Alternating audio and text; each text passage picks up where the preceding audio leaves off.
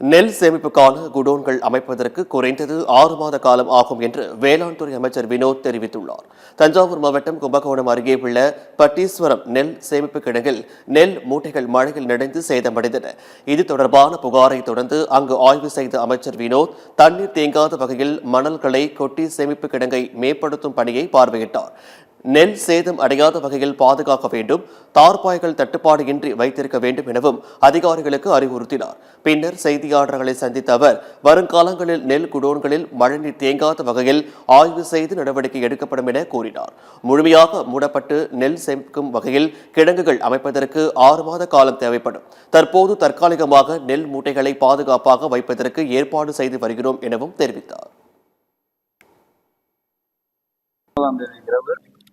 திடீரென பெய்த கனமழையால் பட்டீஸ்வரம் உள்ள திறந்தவெளி குடோனில் ஒரு 600 மூட்டை நெல் மூட்டைகள் நனைந்து விட்டது.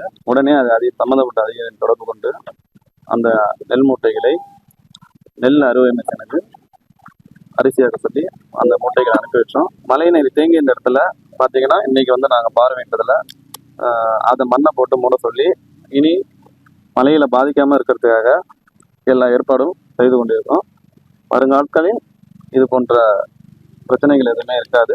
அதுக்கான ஆய்வும் தமிழகம் முழுவதும் நெல் குடோன் வைக்கிற எல்லாத்தையும் நாங்கள் ஆய்வு மேற்கொண்டுட்டு இருக்கோம். இனிமே எல்லாமே கரெக்டாக இருக்கும். குடோன் அமைக்கிறதுக்கு தான் நாங்கள் எல்லாமே ரெடி பண்ணிட்டு இருக்கோம். ஆனால் இப்போ குடோன் அமைக்கணும் எப்படி இருந்தாலும் ஒரு 6 மாதம் ஆகும் அது கட்டுறதுக்கு. ஸோ அதுக்காக இப்போ மழை காலத்துக்கு முன்னாடியே டெம்பரவரியாக எங்கெங்கே அது மூடின இதில் இருக்கோ அங்கே நாங்கள் நெல் குடோன் வைக்கிறதுக்காக நாங்கள் ரெடி பண்ணிட்டு இருக்கோம்.